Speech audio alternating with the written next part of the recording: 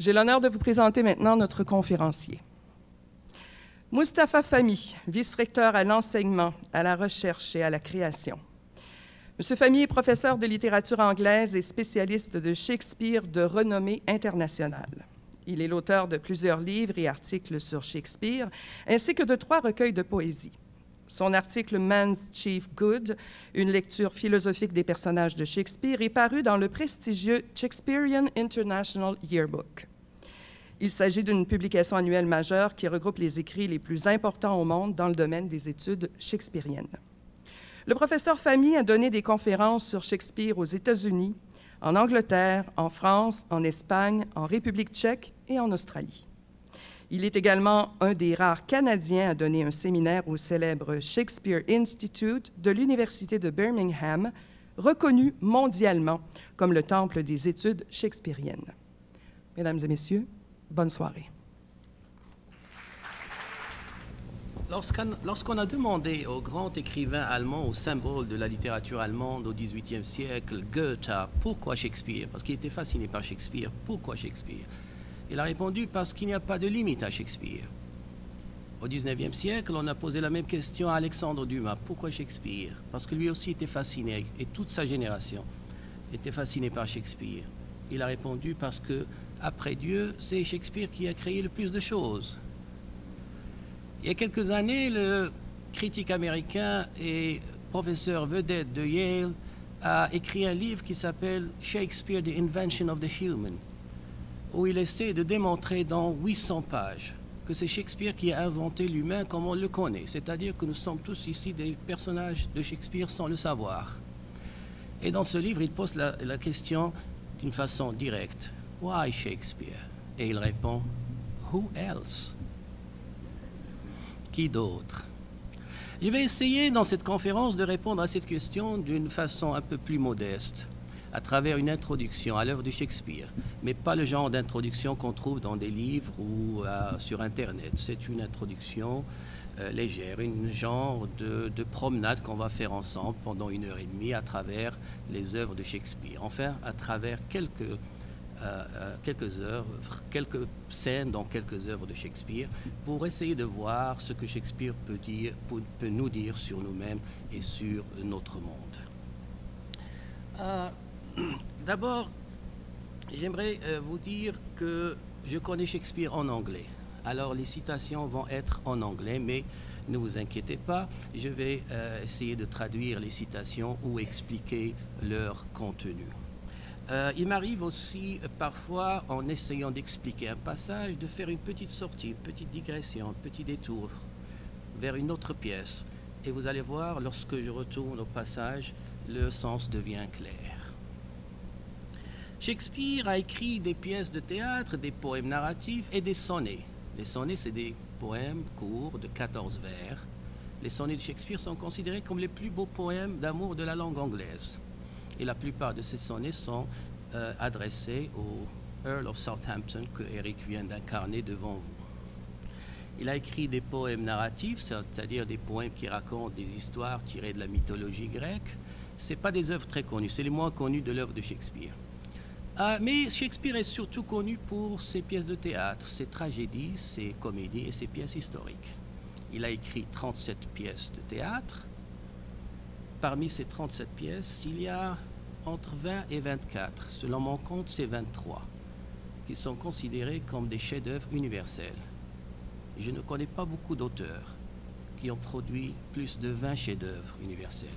C'est un accomplissement tout à fait remarquable, surtout lorsqu'on considère qu'il y a des écrivains qui ont atteint la postérité avec un seul chef-d'œuvre, comme par exemple Cervantes avec Don Quichotte ou Dante avec la Comédie divine. Shakespeare a produit plus de 20 chefs-d'œuvre.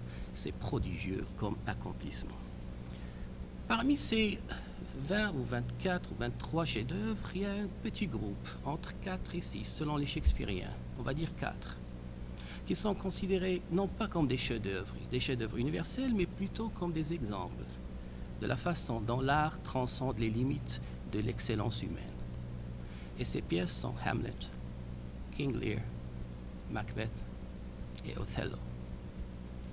Mais selon un grand critique anglais du 19e siècle, si on voulait montrer à quelqu'un tout ce que Shakespeare est capable de faire à l'intérieur d'une seule pièce, la pièce à lui montrer est ni Hamlet, ni Macbeth, ni Othello, ni King Lear, mais plutôt Antony and Cleopatra, Antoine et Cléopâtre.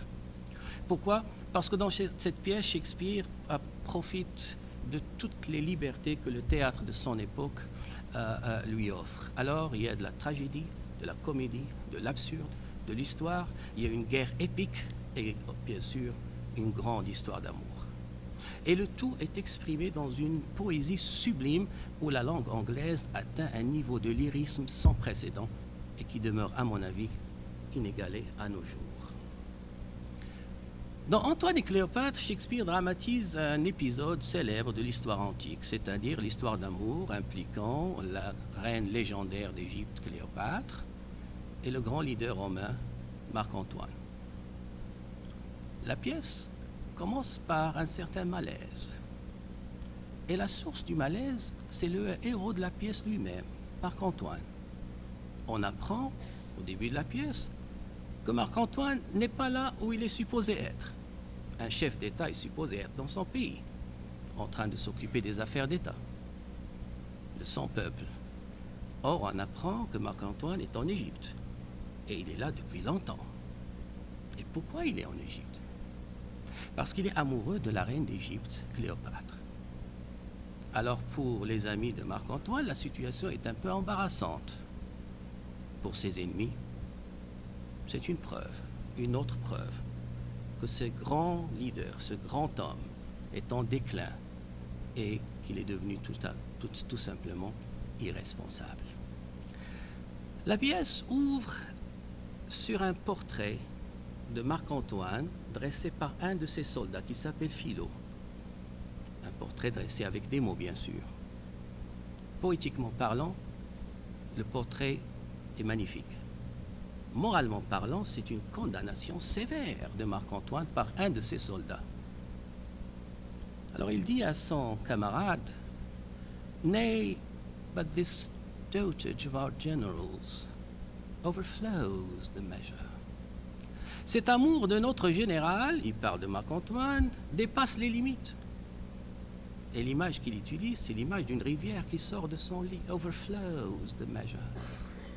Même le mot qu'il utilise pour amour, c'est pas le mot qu'on connaît, love, mais plutôt dotage, qui est un mot anglais qui veut dire un amour un peu démesuré, un amour un peu fou, à la rigueur même un peu ridicule.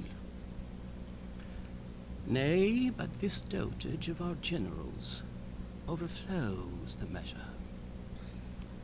Those his goodly eyes, which in the files and musters of the war have glowed like plated Mars, now bend, now turn the office and devotion of their view upon a tawny front. His captain's heart, which in the scuffles of great fights hath burst the buckles on his breast, reneges all temper, and is become the billows and the fan to cool the gypsy's lust. Le portrait est une combinaison de lumière et d'ombre. La lumière, c'est le passé de Marc-Antoine, un passé glorieux, lumineux, où Marc-Antoine était le dieu de la guerre. L'ombre, c'est le passé, c'est le présent, pardon, un présent un peu sombre, où ce grand dieu de la guerre est réduit à un gigolo dont le seul objectif dans la vie est de satisfaire les désirs charnels d'une mauvaise femme qui est Cléopâtre, selon les Romains, bien sûr. Et Philo termine sa description en disant à son camarade, « Look where they come, regarde-les qui arrivent. » Il parle de Marc-Antoine et de Cléopâtre. « Look where they come, take but good note, and you shall see in him the triple pillar of the world transformed into a strumpel's fool. » Regarde-les qui arrivent et tu vas voir en lui le triple pilier du monde réduit à un fou. Pourquoi le triple pilier du monde? Parce que Rome, à cette époque, était gouvernée par un triumvirat. Alors Marc-Antoine, qui était l'homme le plus puissant au monde, Octavius Caesar, qui était le plus malin, le plus calculateur, et Lepidus, qui était le plus faible entre les deux. Ils vont d'ailleurs le dévorer rapidement. Et il finit sa description avec cette expression magnifique. Il dit « Behold and see ». regarde et voit. Shakespeare était très préoccupé par la différence entre regarder et voir dans toute sa carrière, ou si vous préférez la différence entre l'apparence et la réalité. Mais c'est la première fois et la seule fois dans son œuvre où il met ces deux verbes un à côté de l'autre, regarder et voir. Et lorsqu'on met deux choses une à côté de l'autre, généralement on cherche à accentuer la différence, le contraste. Alors c'est quoi la différence entre regarder et voir? Il faut dire ici que ce thème n'est pas exclusif à Shakespeare, c'est un thème universel. Plusieurs écrivains ont abordé, ont approché et ont traité ce thème. Par exemple, Oscar Wilde, dans une de ses pièces, An Ideal Husband, surtout dans une production qu'on peut facilement trouver sur DVD par Oliver Parker, où Oliver Parker intègre d'autres textes de Oscar Wilde pour renforcer ce thème de la différence entre l'apparence et la réalité, entre regarder et voir. Dans An Ideal Husband, un mari idéal, il y a un personnage qui s'appelle Lord Goring. C'est un jeune aristocrate très brillant, mais très paresseux. Il passe sa vie à se promener dans les cercles aristocrates, d'une réception à une autre, d'une soirée mondaine à une autre. Entre-temps, il y a son père qui lui met de la pression pour qu'il se marie. Alors à chaque fois qu'il le voit, il lui dit « Alors toi, quand est-ce que tu vas te marier? Quand est-ce que tu vas mettre un peu d'ordre dans ta vie ?» À force de le lui répéter, Lord Goring finit par céder à la pression et décide de se marier. Sauf qu'il lui faut une femme. Alors il regarde à gauche et à droite, et il voit la sœur de son meilleur ami, une charmante jeune femme qui s'appelle Miss Mabel, qui a toujours été là d'ailleurs. Alors il lui propose, « Miss Mabel, accepteriez-vous de m'épouser ?» Miss Mabel est déjà amoureuse de lui, mais lui, il ne le sait pas. Sauf qu'elle ne va pas plonger dans ses bras comme ça à la première demande. Alors elle lui dit, « Vous voulez que je vous épouse ?»« Mais pourquoi je vais vous épouser? Donnez-moi une raison. » Il lui dit, « Une raison, mais parce que je vous aime. »« C'est vrai? Oui, je vous aime. »« Mais moi, je vous ai toujours aimé, » lui dit. « Moi, je vous ai toujours aimé. » Alors Lord Goring lui dit, « Comment ça se fait que je ne l'ai jamais vu ?» Elle lui répond, « To see and to look are two different things. You do not see anything until you see its beauty. » Regarder et voir sont deux choses différentes. On ne voit une chose que lorsqu'on voit sa beauté. Si on voit un visage, un paysage, un geste sans voir sa beauté, on n'a rien vu, on n'a fait que regarder. La définition d'Oscar Wilde est très charmante, comme tout ce qu'il a écrit Oscar Wilde. Tout ce qu'il a écrit est charmant, mais elle a ses limites, car elle s'applique sur les bonnes choses de la vie. Mais qu'en est-il des choses atroces de la vie? Des crimes, des génocides, des gestes de cruauté. Faudrait-il en voir la beauté pour les voir? Non. Shakespeare a mieux à dire sur la question. Dans une de ses plus belles pièces, de ses plus grandes pièces, King Lear, il y a deux histoires. Il y a l'histoire principale, l'histoire du roi Lear avec ses trois filles, et je reviendrai sur cette histoire plus tard. Et il y a une histoire secondaire qui va en parallèle avec la première, c'est l'histoire de Gloucester avec ses deux fils.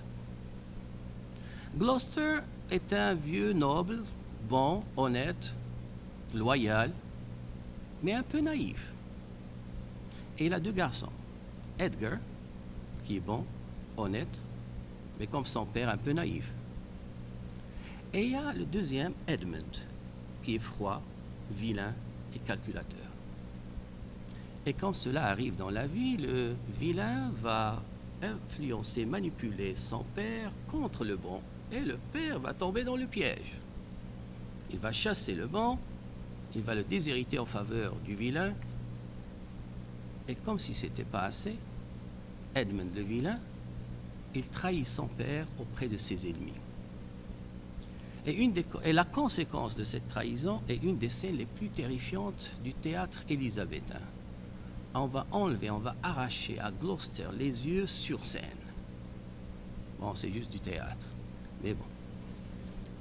On va lui arracher les yeux sur scène. Et alors qu'il crie encore de douleur, il réalise quelque chose. Et il dit, oh, my follies, then my son Edgar was abused. Oh, ma bêtise, oh, ce que je suis bête, ce que je suis sot. Donc, mon fils Edgar a été injustement traité. Et ça, c'est une des ironies les plus cruelles de la pièce. C'est que Gloucester voit clair. Pour la première fois de sa vie, il voit clair. Mais quand est-ce qu'il voit clair? Le moment même où il perd ses yeux. Après, on va le jeter dans la rue comme un chien, un homme habitué au pouvoir, à la dignité, au confort. Un de ses serviteurs vient à sa rescousse, mais Gloucester lui dit « Non, je ne veux rien savoir, va-t'en, tu ne peux rien faire pour moi. En revanche, si on t'attrape en train de m'aider, on va te punir, va-t'en. » Le serviteur lui dit « Mais hélas, mon Seigneur, je ne peux pas vous laisser.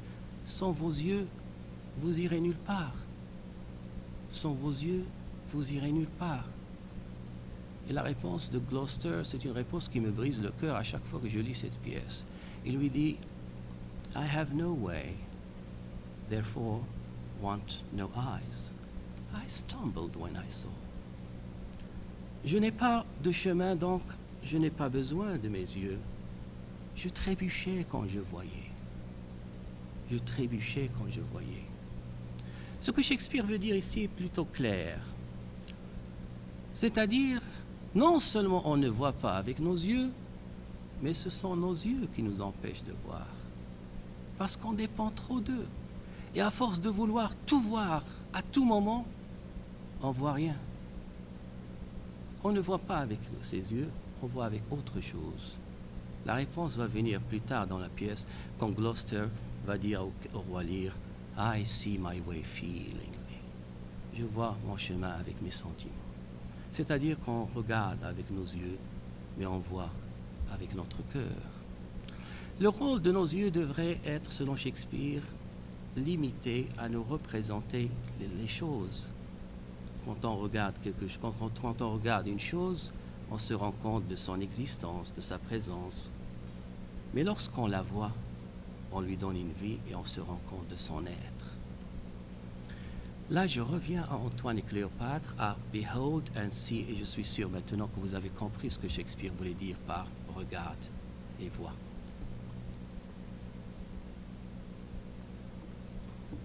À ce moment-là, dans la pièce Antoine et Cléopâtre, les deux protagonistes arrivent. Antoine et Cléopâtre. Ils arrivent sur scène. Ils sont entourés de plein de monde. Pourquoi? Parce que Marc-Antoine donne une réception. Et quand l'homme le plus puissant au monde donne une réception, tout le monde vient rendre hommage. Alors il y a des rois, des reines, des capitaines, des généraux, des soldats, des hommes, des femmes, des musiciens, des magiciens. C'est une de ces situations où le théâtre devient le monde entier. Et au centre du monde, il y a qui? Il y a Antoine et Cléopâtre. Ils sont en train de se parler. Et devinez de quoi ils parlent. Au centre du monde. Ils parlent d'amour. Et Cléopâtre est la première à poser une question. Devant le monde entier, métaphoriquement parlant, bien sûr. Elle lui dit, « If it be love indeed, tell me how much. » Si c'est de l'amour, vraiment, dis-moi combien. Cléopâtre est une de ces personnes qui ne se contente pas d'être aimée. Elle veut savoir la quantité d'amour qu'on éprouve pour elle. La réponse de Marc-Antoine est très habile et délicieuse. Il lui dit, « There is beggary in the love that can be reckoned. » L'amour qui se laisse mesurer est cheap. Ou si vous préférez littéralement, il y a de l'avarice dans l'amour qui se laisse mesurer. Mais Cléopâtre n'accepte pas ça. Il dit, « I'll set a bourne how far to be beloved. » Je tracerai une limite jusqu'où on peut m'aimer. Il lui répond, « Then must thou needs find out new heaven, new earth. » Dans ce cas-là, tu devrais découvrir un nouveau ciel et une nouvelle terre, parce que l'univers tel qu'il est incapable de contenir l'amour que j'ai pour toi. Il faut rappeler ici qu'il ne s'agit pas de deux adolescents comme Roméo et Juliette en train d'étaler leur amour sur la place publique. On parle ici des gens d'un certain âge. Alors la situation peut être un petit peu embarrassante pour ceux qui écoutent. À ce moment-là, dans la pièce, et jusqu'à présent, je n'ai pas sauté un seul mot de la pièce pour vous montrer à quel point cette pièce est riche et condensée. Il y a un messager qui arrive de Rome. « News, my lord, from Rome ». Il arrive avec des nouvelles. Et Marc-Antoine est occupé avec ses invités. Il n'a pas le temps d'écouter les nouvelles. Il lui dit « Great, Smith the Sam. Oh, tu me fatigues, donne-moi le résumé. » Et Cléopâtre intervient. Elle dit « Nay, hear them, Anthony. » Non, non, non, Antoine, tu dois les écouter. Alors nous, en tant que spectateurs au théâtre, ou lecteurs de la pièce, on dit, ben enfin, dans ce couple, il y a quelqu'un de responsable. Et c'est Cléopâtre. Sauf que c'est ça, si c'est ça votre conclusion, vous allez être déçu par la phrase qui suit. Elle lui dit, Nay, hear them, Anthony, Fulvia perchance is angry. Tu dois écouter les nouvelles parce que Fulvia, et Fulvia c'est la femme de Marc-Antoine, est peut-être fâchée contre toi. Fulvia perchance is angry, or who knows if the scare-bearded Caesar had not sent his powerful mandate to you, do this or do this. Take in this kingdom, enfranchise that, perform it, or else we damn thee. As I am Egypt's queen, thou blushest, Antony, and that blood of thine is Caesar's homager. Call in the messengers. Pour résumer, il lui dit, écoute les nouvelles parce que ta femme est fâchée contre toi, et peut-être même César, ton partenaire dans le triumvirat. Et avoue-le, Marc-Antoine, tu as peur de ta femme, et peut-être même de ton partenaire. Alors elle l'agace, mais en même temps, elle lui lance un défi. Et lui, il doit répondre. S'il écoute les nouvelles, il va prouver au monde entier, métaphoriquement parlant, qu'il a véritablement peur de sa femme. S'il continue de refuser d'écouter les nouvelles, il va prouver à ses détracteurs qu'il est vraiment un leader irresponsable. Alors il doit choisir. Et là, on se retrouve devant une situation shakespearienne, qui veut dire tout simplement une situation de la vie normale, où on doit choisir entre deux valeurs opposées. Entre ce qu'on doit faire et ce qu'on aimerait faire. Entre notre devoir et notre inclination. Marc-Antoine doit choisir ici entre l'amour et la politique, entre Cléopâtre et Rome, entre une femme et un empire. On dit souvent que la pièce Antoine et Cléopâtre est une pièce sur l'amour et la politique et la difficulté de marier les deux. Je ne crois pas que c'est une bonne description, personnellement. Je crois que c'est une pièce sur la limite de la politique et la limite de l'amour. C'est quoi la limite de la politique? La limite de la politique, c'est la domination du monde. Chaque politicien rêve de dominer le monde comme lui, il le définit, le monde. Même le maire d'une petite ville, il veut annexer la ville à côté et celle après. Et si son monde, c'est la province, il va arrêter là. Si c'est plus, il va continuer. La limite de la politique, c'est la domination du monde. Mais si la limite de la politique est la domination du monde, c'est quoi la limite de l'amour? La limite de l'amour, c'est de prendre ce monde qu'on a dominé et de le sacrifier pour la personne qu'on aime. C'est ça la limite de l'amour. C'est ça le fantasme de tout homme amoureux, mais il y a un homme qui l'a fait. Et pas juste dans une pièce de théâtre, dans l'histoire. Cet homme, c'est Marc-Antoine. Il a choisi. Il a préféré sacrifier un empire pour une femme. Et son choix est sans équivoque. Et c'est pour ça qu'on parle aujourd'hui de lui, ici à Chicoutimi. S'il avait choisi un empire plutôt qu'une femme, personne ne parlerait de lui. En tout cas, pas moi. Ça, c'est sûr.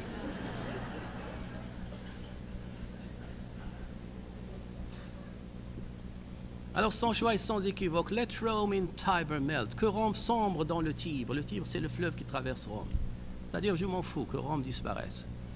Let Rome in Tiber melt, and the white arch of the range empire fall.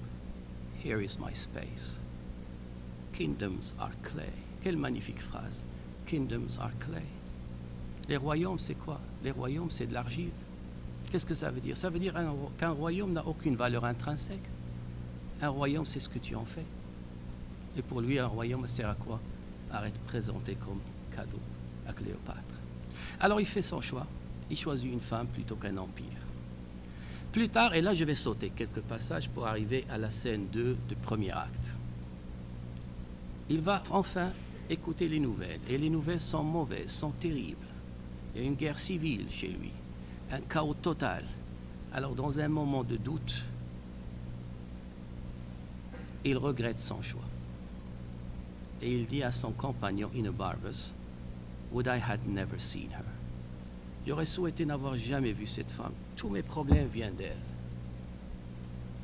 La réponse de Enobarbus est une réponse exquise, mais très difficile à traduire. Mais je vais essayer de l'expliquer.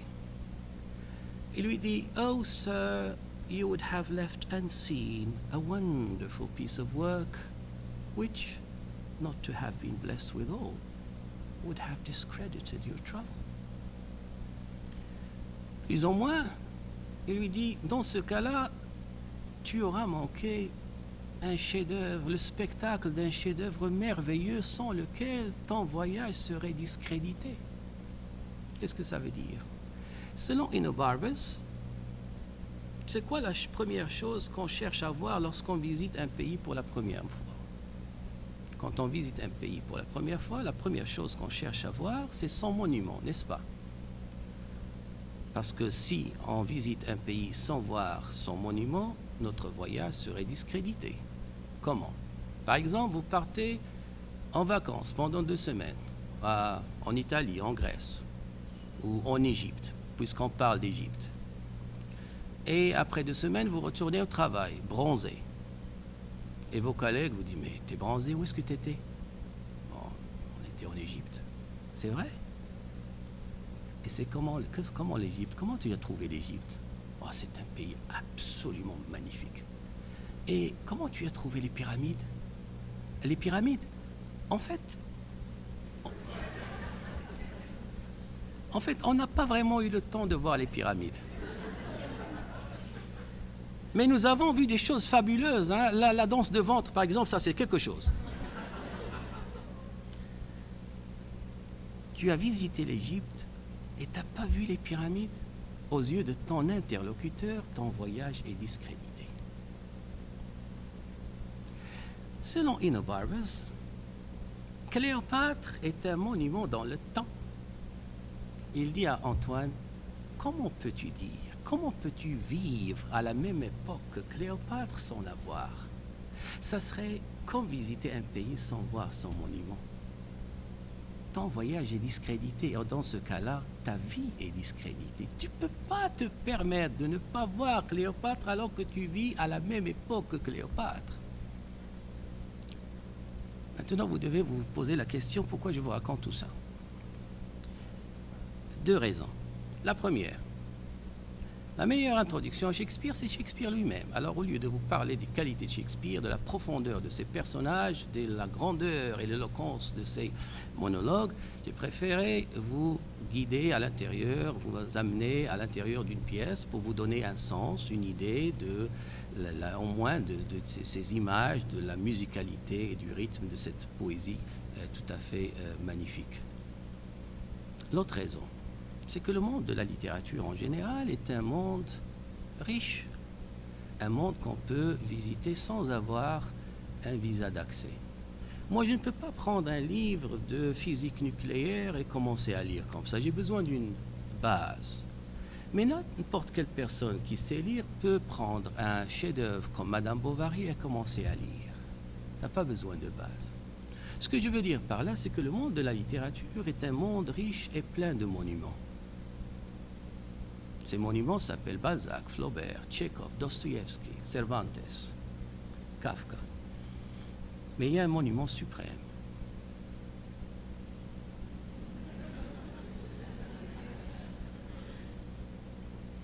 Ce monument s'appelle Shakespeare.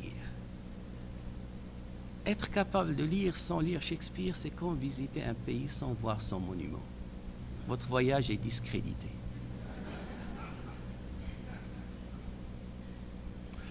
Pourquoi? Pourquoi Shakespeare? Parce qu'il n'y a pas une situation humaine à laquelle Shakespeare n'a pas donné la plus profonde, la plus complète et la plus éloquente expression. Shakespeare nous connaît mieux que nous nous connaissons nous-mêmes. Quand je lis quelqu'un, un grand écrivain comme Dostoïevski, souvent je dis « Ah, je ne savais pas ça » ou « Ça, je ne savais vraiment pas ça ». Quand on lit Shakespeare, on ne dit jamais ça. On lit et on dit « Mais c'est vrai, mais je me suis toujours senti ça. Comment ça se fait que j'ai jamais eu les mots pour les exprimer ?» Alors qu'est-ce qu'il a fait Shakespeare? Il a exploré l'âme humaine et il a donné des mots aux passions et aux sentiments. Quand on lit Shakespeare, on se lit dans Shakespeare. C'est pour ça que la lecture de Shakespeare est cruciale pour toute personne qui aspire à une connaissance de soi. Ce serait, bien sûr, je peux vous donner des dizaines d'exemples. J'ai 38 pièces. 37, on a ajouté dernièrement une, mais je ne la reconnais pas comme une pièce de Shakespeare. J'ai 37 pièces. Je peux vous sortir des dizaines d'exemples, ça serait facile. Ce que je vais faire avec vous pour le temps qui nous reste, c'est de prendre une seule pièce, et même pas toute la pièce, parce qu'on n'a pas le temps. J'aurais aimé bien avoir le temps et aller jusqu'au matin avec la pièce. On va commencer jusqu'à ce qu'on arrive et du début de la pièce, et on va voir ce qu'une seule pièce de Shakespeare peut nous apprendre sur la vie et sur nous-mêmes. Et la pièce, c'est King Lear.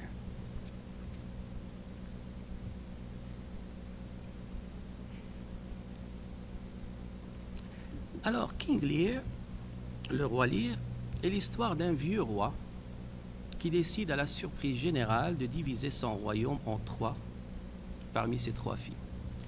Écoutez, Shakespeare a écrit sur des rois, des généraux, mais ce qu'il cherche toujours, lui, ce qui l'intéresse, c'est l'humain à l'intérieur du roi. Alors quand je dis un roi qui divise son royaume parmi ses 3 filles, il faut penser un père qui divise son patrimoine parmi ses enfants.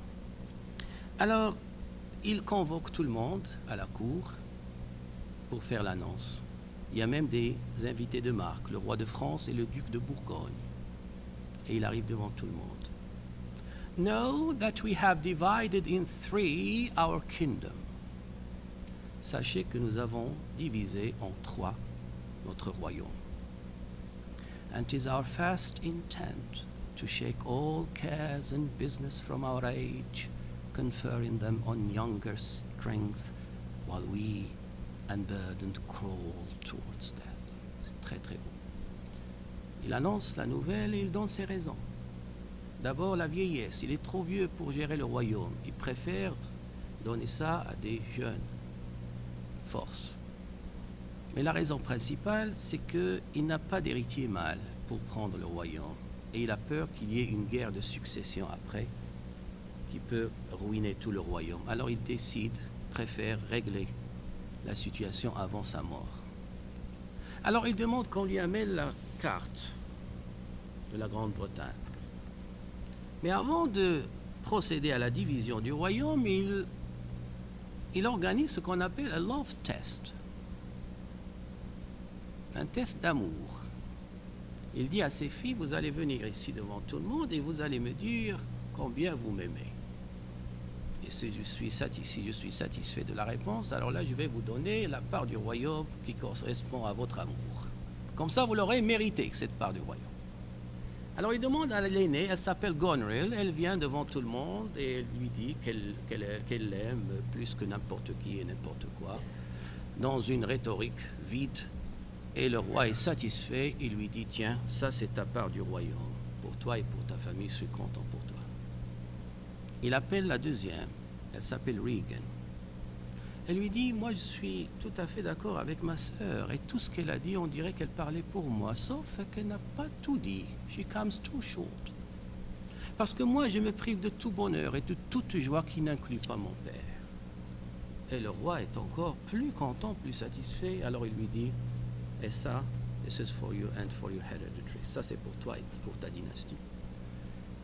Et là il reste la troisième, la plus jeune. Elle s'appelle Cordelia. C'est sa préférée. Et pour elle, il a gardé le cœur du royaume. Et il aurait dit, and now our joy. Et maintenant notre joie.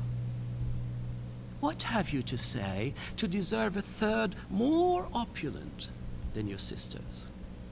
Qu'est-ce que tu as à dire pour mériter un tiers plus opulent que celui de tes sœurs? Elle répond, Nothing, my lord. Rien, mon Seigneur. Nothing? Nothing. Nothing will come of nothing. Speak again. Rien ne viendra de rien. Il faut que tu parles. Ce que le roi dit, c'est un décret, même s'il n'est pas écrit. S'il dit qu'il faut que tu me dises combien tu m'aimes, là tu vas avoir, là tu as ta part du royaume, c'est ça qui va arriver. Elle répond, Unhappy that I am, I cannot heave my heart into my mouth. I love your majesty according to my bond, no more, no less. Malheureuse que je sois, je ne peux pas élever mon cœur jusqu'à ma bouche. J'aime votre majesté selon mon lien, ni plus ni moins. Selon mon lien de quoi? De parenté. Je t'aime comme mon père, ça s'arrête là. Le roi est un peu déçu. Il dit, So young and so untender? Si jeune et si peu tendre? Elle répond, So young, my lord, and true. Si jeune, mais vrai. Cordelia a été admirée par des générations pendant des siècles pour sa franchise, son courage. Elle préfère dire la vérité. Elle n'est pas comme ces hypocrites de ses sœurs qui disent n'importe quoi pour avoir leur part du royaume. Elle préfère dire la vérité. Moi, je crois personnellement que ceux qui l'ont admirée pendant des siècles n'ont pas vraiment compris ce que Shakespeare voulait dire. D'abord, je crois que la franchise est loin d'être une vertu. Moi, je crois que la franchise n'est qu'une forme de cruauté déguisée. La preuve, ceux qui aiment être francs avec les autres détestent qu'on soit franc avec eux, n'est-ce pas?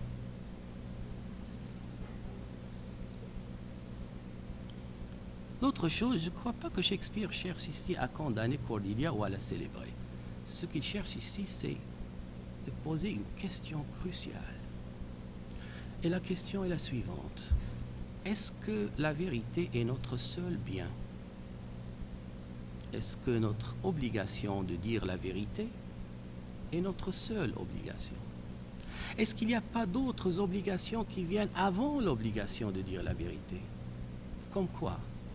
Comme l'obligation de faire plaisir à un vieux père devant ses amis, par exemple.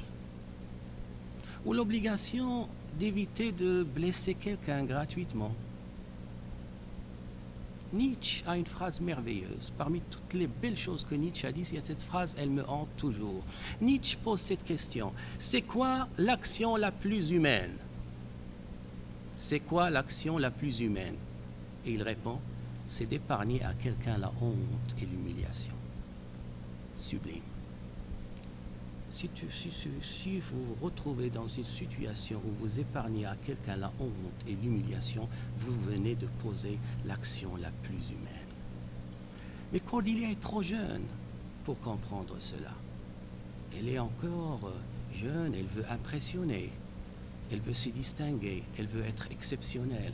Elle ne sait pas qu'il n'y a pas plus banal que le désir d'être exceptionnel. Alors, Shakespeare, il pose surtout cette question. Il ne donne pas de réponse, mais il nous laisse réfléchir. Plus tard, on va découvrir autre chose sur cette scène, parce qu'après, on va apprendre que celle des trois qui aime son père vraiment, c'est qui? C'est Cordelia. Les autres n'aiment pas leur père. C'est elle qui l'aime le plus. Mais pourquoi alors il ne le lui dit pas? Parce que c'est beaucoup plus facile de prétendre aimer quelqu'un en public lorsqu'on ne l'aime pas, plutôt que de le faire lorsqu'on l'aime vraiment. Nietzsche, encore Nietzsche, il dit, on n'a des mots que pour quelque chose qui est déjà mort dans notre cœur.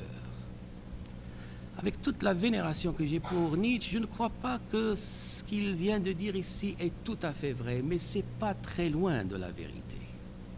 C'est très difficile d'exprimer un sentiment, un vrai sentiment en public. C'est pour ça que je me méfie des déclarations d'amour faites dans un stade de baseball devant 40 000 spectateurs.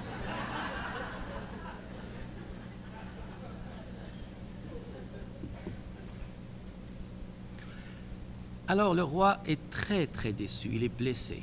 Il lui dit, « Let thy truth be thy dower. » Que ta vérité soit ta dot. Je ne veux plus rien savoir de toi. Il l'a béni, il l'a banni. Elle part en France, mais elle va quand même se marier au roi de France. Ce n'est pas tout à fait un échec. Et le roi Lear revoit ses plans. Là, il divise le royaume en deux. Ça y est, Cordelia est partie. En deux, entre les deux, Goneril et Regan. Et là encore, il a des conditions.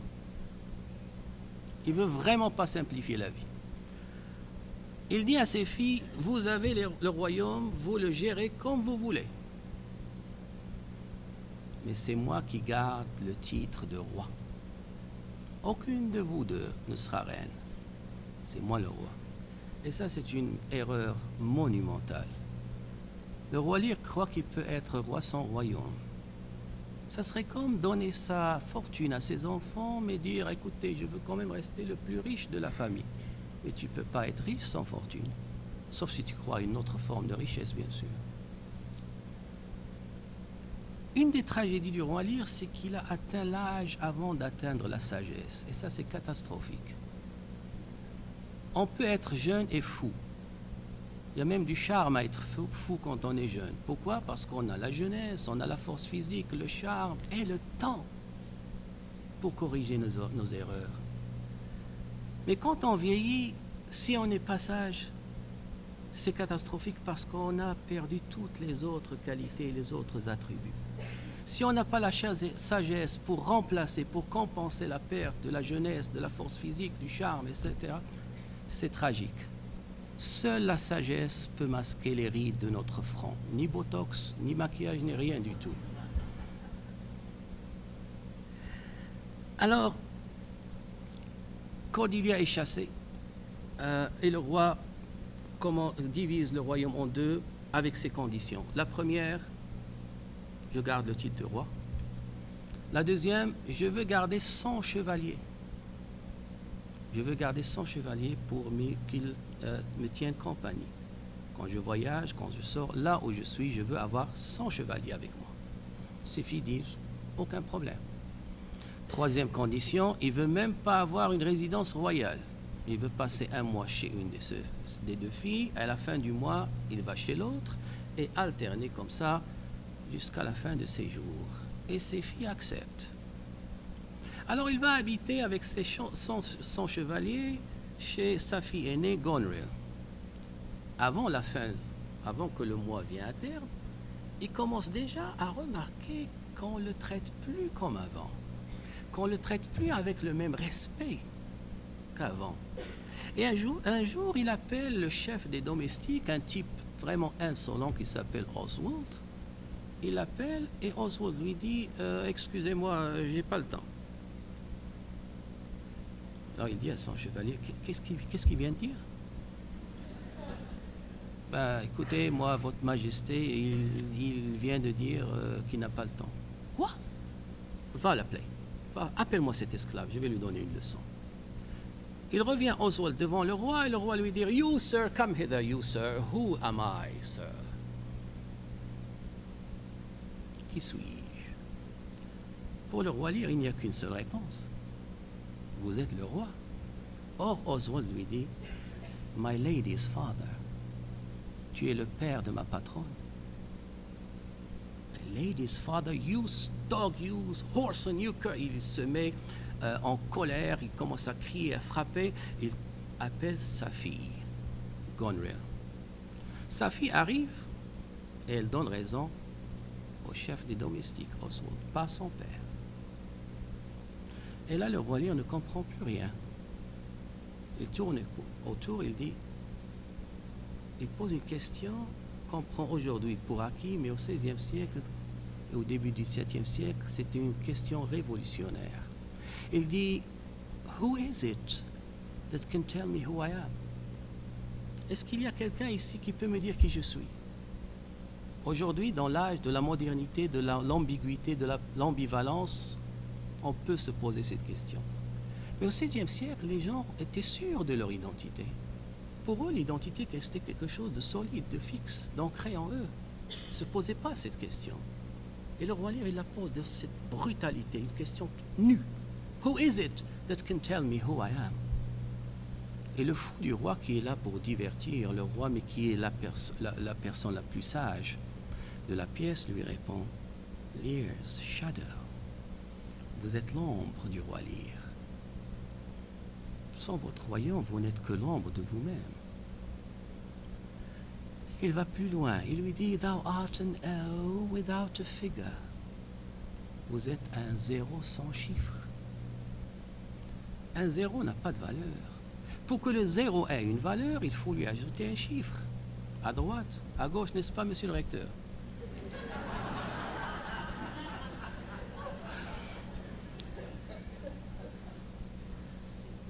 Pour que le zéro ait une valeur, il faut lui ajouter un chiffre. Sans le chiffre, il n'a pas de valeur. Selon Shakespeare, c'est ça l'identité humaine. D'abord, nous sommes zéro.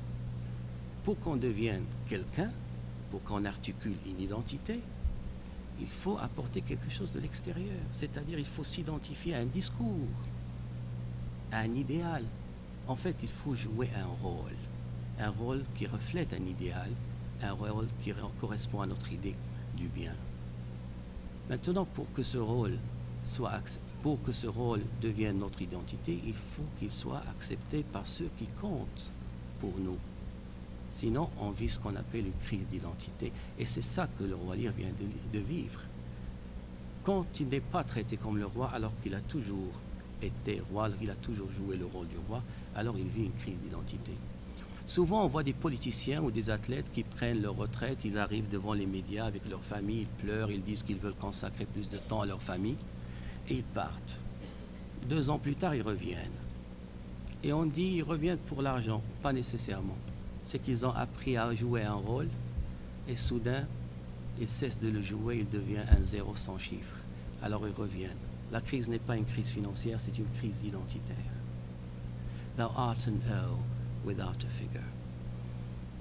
Le roi se fâche contre sa fille, Gonril. Il demande qu'on ramasse ses affaires, ses 100 chevaliers, et il part chez la deuxième, Regan. Est-ce que vous me suivez? Sa fille Regan apprend qu'il vient la voir, alors elle vient le rencontrer au milieu du chemin, dans le château de Gloucester, le gars qui a perdu ses yeux tout à l'heure. Elle vient le rencontrer et lui dit, écoutez, moi je ne suis pas prête pour te recevoir avec tes 100 chevaliers. Alors ce que je te suggère, c'est de retourner chez ma sœur, de lui présenter des excuses, et à la fin du mois, là, tu peux venir me voir, sans problème. Alors qu'il est en train de parler avec sa fille sa fille Regan, la première arrive, et elle rejoint, elle commence à discuter avec eux. Alors, Gonril, l'aîné, il dit, il n'y a aucun problème. S'il veut revenir avec moi, avec plaisir. Tout de suite, à condition. Je n'accepte pas les 100 chevaliers. Non, c'est trop. Elle dit, c'est pas sage d'avoir 100 chevaliers dans la même place sous 2 gouvernances. Et il a raison. C'est ça la grandeur de Shakespeare. Tout le monde a raison. Tout le monde dit la vérité, mais pas toute la vérité. Pourquoi? Parce que la vérité n'est qu'une perspective et aucune perspective n'est complète. C'est ça qui arrive avec les gens. Même quotidiennement, je reçois les gens chaque jour comme vice-recteur. Ils disent toute la vérité, croyez-moi, mais pas toute la vérité. Pas parce qu'ils la cachent, mais parce qu'ils n'ont pas accès à l'autre partie. Alors, Regan dit, Gonril, tu viens avec moi, mais avec 50 chevaliers. Et Regan lui dit, quoi? Tu veux le recevoir avec 50? C'est ton problème. Moi, je ne reçois que 25. Pas plus. Alors le roi Lear dit, mais je vous ai tout donné. Et sa fille dit, ah, et tu l'as fait à temps. Non, on ne reçoit pas plus que ça. Et là, il y a un débat qui commence à propos du besoin. Est-ce que tu as vraiment besoin de 50 chevaliers ou de 100? Est-ce que tu as besoin de 15, de 10? Est-ce que tu as besoin de 5? Est-ce que tu as besoin d'un seul chevalier? On est là pour prendre soin de toi. Tu n'as même pas besoin d'un seul chevalier. Et la réponse du roi Lear est un des plus grands moments de la littérature anglaise. Il répond « Oh, reason not the need. Oh, ne discutez pas le besoin. Our basest beggars are in the poorest thing superfluous. » Même les mendiants, même les pauvres mendiants ont quelque chose de pauvre en surplus. Allow not nature more than nature needs. Man's life is as cheap as beast. Si on se limite aux besoins, on devient comme les animaux. Shakespeare ici pose une question profonde qui a été traitée par des scientifiques, des savants, des poètes, des philosophes. C'est quoi la différence entre les êtres humains et les animaux? Qu'est-ce qui nous distingue des animaux? La raison, la parole, Shakespeare donne une réponse simple et d'une profondeur inouïe. Ce qui nous distingue des animaux, ce sont les choses dont on n'a pas besoin. Nous avons besoin de quoi pour vivre? Manger et boire, les animaux aussi. Se protéger du froid et de la chaleur, les animaux aussi. Ils le font même mieux que nous, c'est naturel chez eux. Troisième, se procréer pour perpétuer notre race. Mais les animaux aussi, qu'est-ce qui reste? Les choses dont on n'a pas besoin. Les arts, la musique, la beauté. Et ainsi de suite. C'est ça la question qu'il pose, Shakespeare. Qu'est-ce que nous distingue des animaux? Ce sont les choses dont on n'a pas besoin. Souvent, quand je donne une conférence sur le roi Lear ou quand j'enseigne le roi Lear, je pose cette question à mes étudiants. Je dis, écoutez, imaginez pendant quelques secondes jeter dans la poubelle les choses dont vous n'avez pas besoin. Et souvent, je commence par ma cravate, parce que je porte une cravate chaque jour. Aujourd'hui, c'est parce que c'est une université populaire, je me suis libéré.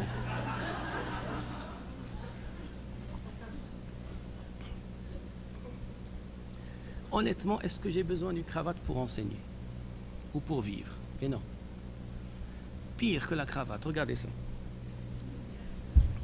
Demandez à mes collègues, chaque jour j'arrive avec ça, toutes les couleurs. Ça, c'est la chose la plus inutile dans une maison. Et j'en ai de toutes les couleurs, de tous les matériaux. Est-ce que j'ai besoin de ça? Bien sûr que non. Mes collègues aussi et mes amis vont dire que lorsque je vais au restaurant, je commande ce qu'il y a. Je ne suis pas très exigeant. Je regarde ce qu'il y a sur le menu, donnez-moi ça. Qu'est-ce qu'il y a à boire? Ça et ça, ben je prends ça. Mais à la fin, j'appelle la serveuse. Est-ce que vous avez du café espresso? Oui. C'est quoi la machine que vous avez? Et quel grain de café vous utilisez? Alors là, vous allez m'amener un espresso bon, fort et chaud. Il y a même une collègue qui m'a dit une fois, Mustapha, mais ça c'est la définition de l'homme idéal, bon, fort et chaud.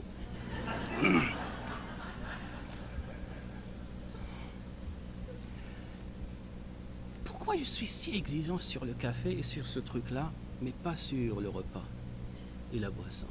Parce que tout ce que je mange dans un restaurant, la viande, le poulet, le poisson, le pain, les légumes, les fruits, peut être mangé par un animal, par un chien, mais pas l'espresso. C'est le café espresso qui me distingue des animaux. Alors quand je suis exigeant en ce qui concerne le café espresso et la pochette, c'est parce que mon humanité en dépend. Alors tout ça pour vous dire, mesdames et messieurs, que lorsque vous dites à quelqu'un, est-ce que tu as vraiment besoin d'une nouvelle paire de chaussures? Est-ce que tu as vraiment besoin d'un nouveau tableau, d'un autre tableau encore?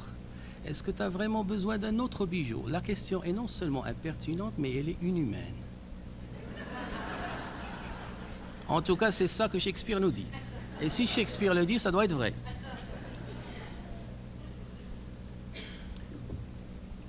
Alors le roi, il leur explique qu'on ne peut pas raisonner le besoin, on ne peut pas le discuter.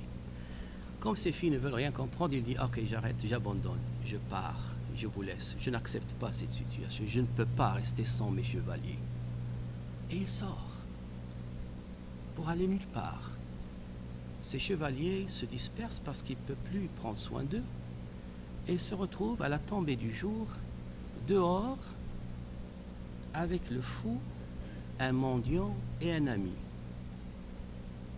à peine quelques heures, il était roi. Et comme si c'était passé, un orage éclate. Terrible, terrifiant. Alors il se précipite, il partent à la recherche d'un abri quelque part, comme des clochards. Le roi et ses 3 personnes, un mendiant, un fou et un ami. Ils trouvent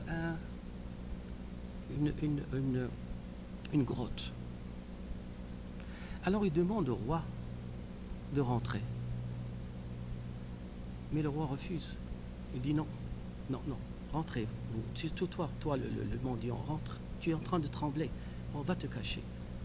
Et au lieu de rentrer, se cacher, se protéger, il commence à enlever ses vêtements. Pourquoi? Il dit, mais écoute, il y a des gens, des misérables, des pauvres misérables créatures dans mon royaume qui vivent cette situation tout le temps. Comment ça se fait que je n'ai jamais pensé à ça? Et j'étais roi. Et je n'ai jamais pensé à ces misérables créatures qui vivent cette situation toute l'année. Et dans un discours magnifique, je ne connais pas dans toute la littérature occidentale, enfin que je connais, un passage qui décrit la misère humaine avec tant de profondeur, de tendresse et d'humanité. Il dit « Poor, naked, wretches, wheresoever you are ». Et là, on sent la grandeur du roi Lear. Dans sa misère, il ne se replie pas sur lui-même. Il ne se lamente pas. Dans sa misère, il s'ouvre à la misère des autres. Et pas seulement dans son royaume. Poor, naked, wretches, wheresoever you are, that bide the pelting of this pitiless storm. How shall your houseless heads and unfit side, your looped and windowed ruggedness, defend you from seasons such as these? Oh, I have taken too little care of this. Take physic, pomp, expose thyself to feel what wretches feel, that thou mayest shake the superflux to them and show the heavens more just. C'est absolument sublime. Il dit, comment ça se fait que je n'ai jamais pensé à ces gens-là qui ont toujours froid, qui ne mangent pas, qui n'ont pas d'abri, pas de couverture. Et ils doivent confronter cette nature violente. Alors qu'est-ce que je vais faire? Au lieu de me cacher, de me protéger, je vais me déshabiller pour sentir ce que ces misérables créatures sentent tout le temps. Pourquoi je le fais? Au cas où les choses s'arrangent un jour, et là je vais penser à eux et distribuer les richesses d'une façon juste pour montrer la justice du ciel. C'est ça qu'il fait. Les gens disent, mais pourquoi ces passages? Pourquoi sacrifier? Pourquoi ne pas accepter de retourner avec ses filles avec 25 chevaliers ou 50 au lieu de sortir comme ça, de vivre la vie d'un clochard? La question est une question très très compliquée, et là je vais aborder un peu la dimension éthique de ce passage. Et j'utilise le mot éthique dans le sens philosophique le plus large. Les philosophes généralement distinguent 3 axes dans la pensée éthique. Notre obligation envers nous-mêmes, et cela implique le genre de vie qu'on veut vivre et le genre de personne qu'on veut être. Notre obligation envers autrui, et cela implique le genre de choses qu'on doit faire ou ne pas faire, dire ou ne pas dire dans nos relations et nos interactions avec les autres. Et le 3e axe, c'est notre sentiment de dignité. On oublie souvent que ce sentiment de dignité fait partie de l'éthique. Maintenant, la dignité a 2 sens. Un sens ontologique. Ça veut dire que la dignité est intrinsèque à l'humanité. C'est-à-dire qu'il suffit d'être humain pour être digne. Si on accepte cette définition, on doit accepter que l'être humain peut à l'occasion être petit. Mais l'humanité en lui est toujours grande. Et là, 2 options s'offrent à nous. Ou on traite l'humain à la hauteur, à sa propre hauteur, qui est petite, et on peut finir petit comme lui.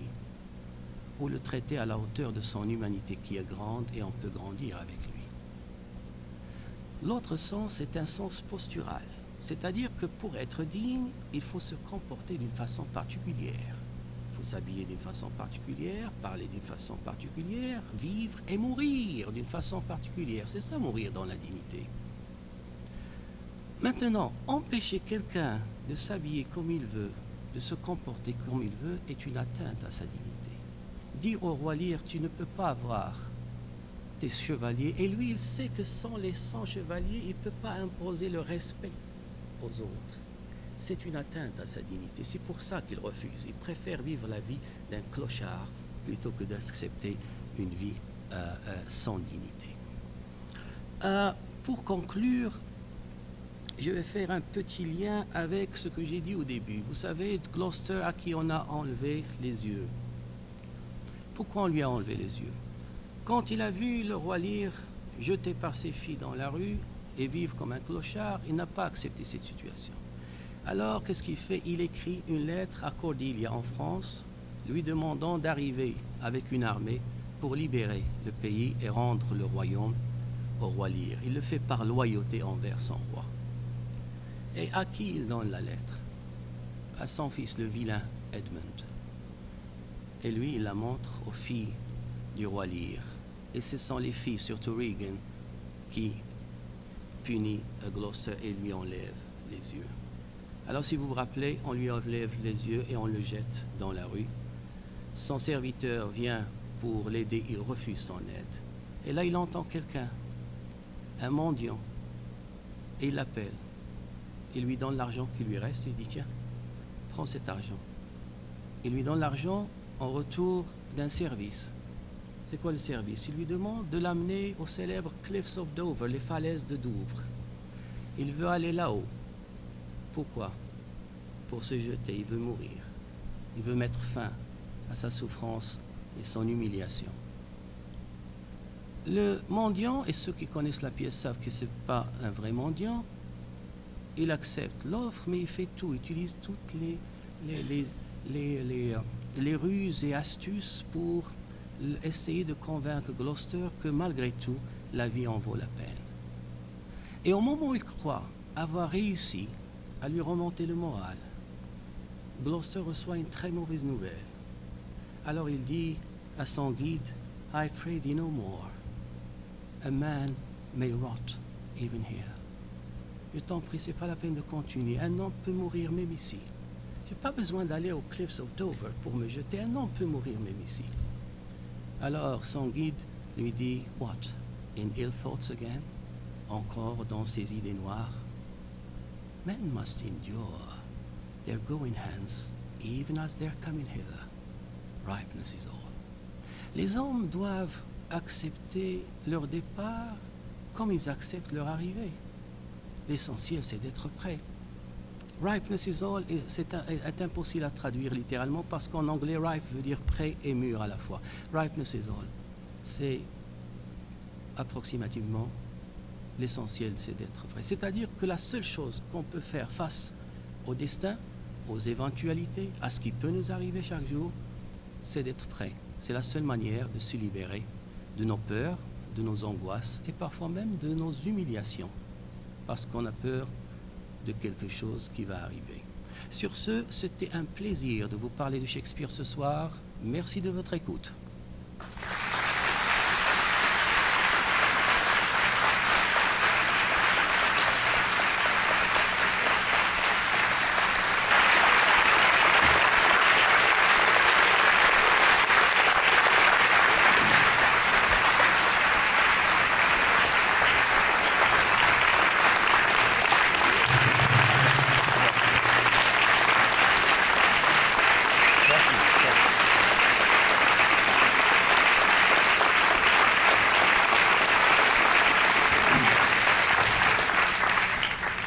Bien, fascinant ce William Shakespeare. Merci beaucoup, M. Famy. Maintenant, il nous reste quelques minutes pour, si les gens dans l'audience auraient des questions à poser à M. Famy, je me rendrai à vous avec le micro pour que tout le monde entende bien. Est-ce que des gens auraient des questions? En levant la main. Bien, pendant que vous réfléchissez, moi, il y en a une qui me titille depuis le début. Oui. Comme j'ai dit un peu dans l'introduction, William Shakespeare a dédié beaucoup de poèmes à son grand ami Lord Southampton. Des poèmes assez charnels, disons-le. Alors, d'après vous, est-ce que William Shakespeare aurait eu des tendances homosexuelles? La réponse est non. Ah, ça me rassure. Qu'il soit homosexuel, non, ça ne change absolument rien. Mais la réponse est non, et je vais vous dire pourquoi.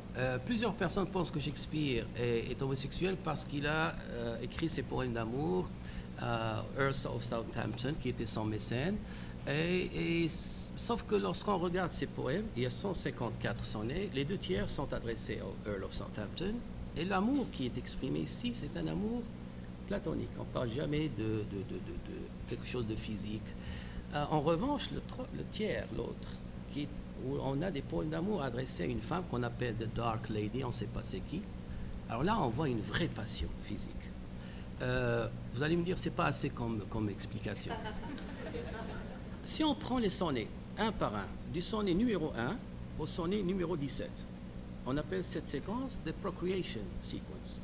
Dans ces sonnets, Shakespeare utilise tout son génie et son pouvoir de persuasion pour convaincre the Earl of Southampton de se marier et de faire des enfants.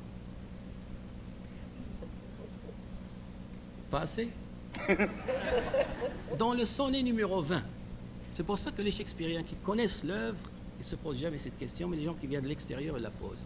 Dans le sonnet numéro 20, il lui dit directement au Earl of Southampton, « And for a woman wert thou first created, till nature as she wrought thee fell a doting, and by addition me of thee defeated, by adding one thing to my purpose nothing. But since she pricked thee out for women's pleasure, mine be thy love, and thy love's their treasure. » Ce qu'il veut dire, c'est qu'il dit au Earl of Southampton, tu as été au début créé, né femme. Mais la nature qui t'a créé est tombée amoureuse de toi. Et comme la nature est une femme, alors avec une certaine addition, m'a privé de toi en ajoutant une chose, by adding one thing to my purpose nothing, qui me sert absolument à rien. Et puisque, since she pricked thee out for women's pleasure, mine be thy love, and thy love's use their treasure. Et puisque la nature t'a choisi pour and since she pricked thee out for women's pleasure, t'a choisi pour le plaisir des femmes, moi, je me contenterai de ton amour et je laisserai l'usage de cet amour aux femmes. Alors pour moi, c'est absolument clair. Et pour moi également.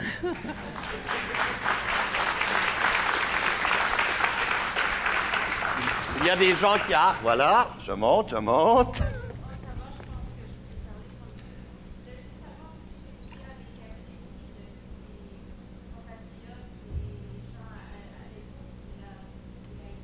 Pardon? Oui, très, très apprécié. Nous avons des témoignages écrits. Oui, il était très, très apprécié. Il était le dramaturge le plus populaire de son époque. Il n'y a pas de doute. D'autres questions? Oui.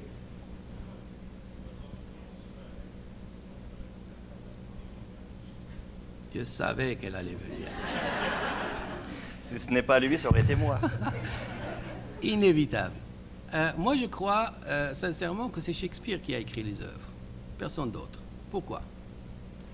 D'abord parce que au XVIe siècle, les gens qui ont vécu avec Shakespeare n'ont pas douté. Personne n'a douté de cette paternité. On arrive au XVIIe siècle, aucun doute. XVIIIe siècle, aucun doute. Et soudain, on arrive au milieu du XIXe siècle et le doute commence. Pourquoi? Au XIXe siècle, le culte de Shakespeare a atteint des limites incroyables et c'est devenu vraiment un dieu. Et c'est là où le mot bardolatry, the worship of Shakespeare, la vénération de Shakespeare a commencé à circuler en Europe. Shakespeare est devenu un dieu, surtout en Allemagne et en Angleterre. Alors là, quand les Anglais, pour qui tout doit être expliqué en termes de classe sociale, ont vu que Shakespeare est devenu un dieu, alors ils étaient un peu dérangés par le fait que ce dieu, le plus grand écrivain de la langue anglaise, soit un enfant de peuple. Alors ils ont dit c'est pas possible, ça doit être quelqu'un d'autre. Et si vous voyez les candidats qu'on propose chaque fois, et on est arrivé selon le dernier compte à 77 candidats. comme le vrai auteur des pièces de Shakespeare. Et ce qui me fascine chez ces gens-là qui doutent de Shakespeare, c'est qu'ils sont prêts à accepter n'importe quel crétin comme le vrai auteur de Shakespeare, mais pas Shakespeare lui-même. Et c'est qui ces candidats? The Earl of Oxford, ça c'est le plus populaire maintenant, the Earl of Oxford, Edward de Vere, the Earl of Southampton, the Earl of Pembroke, the Earl of Derby, Queen Elizabeth I and King James I. Est-ce que vous avez remarqué quelque chose? Tous des nobles. Alors, à la base de ce doute, il y a un snobisme anglais. L'autre raison pourquoi ça a commencé au XIXe siècle. Le XIXe siècle, c'est l'âge du romantisme. Et avec le romantisme est venue l'idée de l'auteur, l'écrivain, comme quelqu'un qui s'écrit dans ses œuvres. Parce qu'il croit que la seule façon d'atteindre la vérité, c'est à partir de l'expérience individuelle. Alors si vous voyez, tous les grands écrivains de l'époque romantique ont écrit sur eux-mêmes. Le plus grand poème romantique anglais, c'est The Prelude de William Wordsworth. Et c'est quoi le sujet? C'est The Growth of a Poet's Mind. Il écrit sur lui-même. Lord Byron a deux chefs-d'œuvre. Le premier s'appelle Childe Harold's Pilgrimage, où il parle de lui-même, c'est Louis Childe Harold, dans ses voyages partout en Europe. Le deuxième s'appelle Don Juan, et Lord Byron était un Don Juan, alors il a écrit, il s'est identifié à son héros. Tous les écrivains romantiques écrivent sur eux-mêmes. Mais ça, c'est une mode romantique qui n'existait pas avant. Molière et Racine n'écrivaient pas sur eux-mêmes. Jonathan Swift non plus. Alors, qu'est-ce qui est arrivé lorsque, avec les romantiques, ils ont dit, tiens, les écrivains s'écrivent dans leurs œuvres, on va voir la vie de Shakespeare pour voir sa vie dans son œuvre. Et lorsqu'ils ont commencé à regarder dans sa vie, ils n'ont pas trouvé grand-chose. Il n'y a rien, presque rien, pas grand-chose. Alors ils ont commencé à douter. Comment ça se fait qu'il n'y a rien? Et en plus, ce qu'ils ont trouvé ne correspondait pas à ce qu'il y a dans les œuvres. Alors le doute a commencé comme ça. Pourquoi? Ils disent, comment ça se fait que ce grand auteur, par exemple, lorsqu'il est mort, presque personne n'a fait attention à sa mort. Par contre, lorsque Richard Burbage, qui était un acteur, lorsqu'il est mort, toute la ville de Londres est allée à ses funérailles, mais pas Shakespeare. Mais pourquoi? Parce qu'à l'époque, le théâtre de Shakespeare n'était pas considéré comme de la grande littérature, c'était plays, pour divertissement. Si je vous pose la question, est-ce que vous connaissez, je ne sais pas, la série télévisée Dallas, qui était très populaire dans les années 80, n'est-ce pas? Est-ce que vous pouvez me dire qui l'a écrite? C'était la même chose pour eux à l'époque. Ce n'était pas considéré comme de la grande littérature. Autre question? Oui, ici.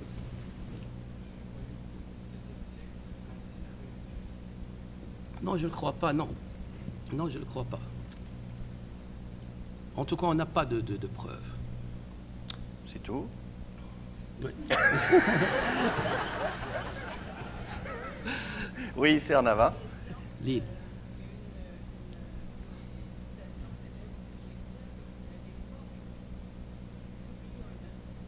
Oui.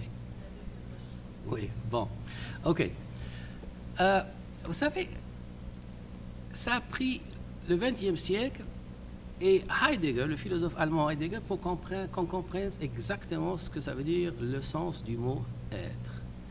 Les gens croyaient que être ou ne pas être, to be or not to be, voulait dire exister ou ne pas exister.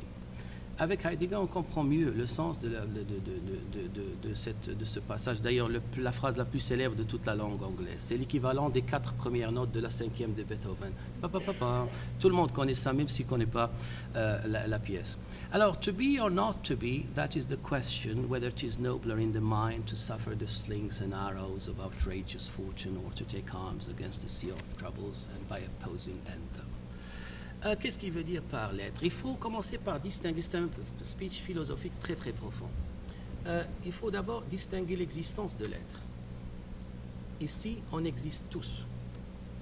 Même le livre, il existe. Et pour atteindre l'être, il faut briller d'une façon propre à son essence. Alors tout le monde existe, mais l'être, c'est autre chose. Pour Shakespeare, être ou ne pas être, c'est-à-dire est-ce que je dois faire quelque chose d'important de ma vie ou ne pas le faire? C'est ça la question. Bien sûr, il parle ici de la mort de son père. Son père est mort et sa mère s'est mariée à son oncle et il trouve cette situation un peu difficile. Alors il dit, qu'est-ce que je dois faire? Être ou ne pas être peut ici dans le contexte être traduit en agir ou ne pas agir. Est-ce que je dois tuer mon oncle, c'est-à-dire venger mon père, ou ne pas le faire? Le passage est d'une profondeur incroyable. Qu'est-ce qu'il dit ici, Hamlet? Il dit, avant que je le tue, je dois être certain que c'est lui qui a tué mon père. Je ne dois pas rater mon coup, parce que si je rate mon coup, je vais en enfer. Maintenant, ça veut dire que je dois régler une autre question avant. Est-ce que Dieu existe ou n'existe pas? Si Dieu existe, ça veut dire que cette vie a un sens et je ne dois pas rater mon coup parce que je pars, je vais être damné pour l'éternité. Mais si Dieu n'existe pas, s'il n'y a pas de vie après la mort, ça veut dire que cette vie n'a aucun sens. Et dans ce cas-là, pourquoi je vais tuer? Parce que mon acte n'aura aucun sens. C'est très très profond comme questionnement. Je suis content que tu parles de To Be or Not To Be. On oublie cette pièce, Hamlet, c'est la première fois dans cette pièce. C'est pour ça d'ailleurs que Harold Bloom dit que c'est Shakespeare qui a inventé l'humain. Il prend l'exemple Hamlet. C'est la première fois dans l'histoire de la littérature où un auteur nous donne accès à une conscience en mouvement. C'est du jamais vu. Je défie qui que ce soit de me trouver un exemple avant Shakespeare. Avant, les acteurs venaient et ils dévoilaient leur personnalité. Moi, je suis comme ça, comme ça. Avec Hamlet, on suit la conscience, comme dans un couloir. Hamlet lui-même, il ne sait pas ce qu'il pense. Il pense, sa conscience est en action et nous, on le suit. C'est pour ça qu'on dit que Hamlet, avec Hamlet, il y a on voit, on témoigne l'émergence d'une nouvelle subjectivité avec Hamlet. C'est un sujet très très compliqué, Lynn. Ça me prendrait toute la soirée pour... Est-ce que j'ai répondu au moins à ta question? Le temps rapidement pour une petite dernière. On va y aller après pour l'autre dernière. Après ça, ça sera la dernière.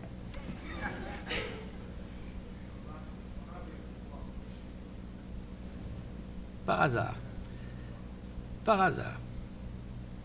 J'étais chez moi en train d'attendre mon père pour venir m'amener à une fête de famille et il a tardé, je m'ennuyais et par hasard j'ai trouvé Macbeth. Et dans une maison où mon père et ma mère n'ont jamais été à l'école. Je ne sais même pas jusqu'à présent qu'est-ce que Macbeth faisait chez moi. Et j'ai commencé à lire et j'ai rien compris, mais j'ai senti qu'il y avait quelque chose de grand, de très très grand. Et je me suis dit, là, il faut absolument que je continue de... Et c'est là, à 15 ans, je portais un chandail tricoté avec le mot Shakespeare. C'est vrai. Et la dernière question en haut. Bonsoir, M. Fanny. Bonsoir. Le plus beau personnage féminin créé par Shakespeare, ce serait lequel? Écoutez, je vais faire une confession. Je suis tombé amoureux de 3 femmes en littérature, mais pour de vrai, là. Cléopâtre, Rosalind et Anna Karénine dans le roman de Tolstoï. D'ailleurs, la plus grande catastrophe de ma vie, c'est la mort de Anna Karénine. Je ne me suis jamais remis de ça. Et quand je lis As You Like It, où il y a le personnage féminin Rosalind, croyez-moi, à chaque fois que Rosalind parle, j'ai envie de me mettre à genoux. Jusqu'à présent. Et je connais la pièce par cœur. Alors, mon personnage féminin, si je dois choisir un de Shakespeare, c'est Rosalind dans As You Like It. Voilà, merci beaucoup d'avoir été là.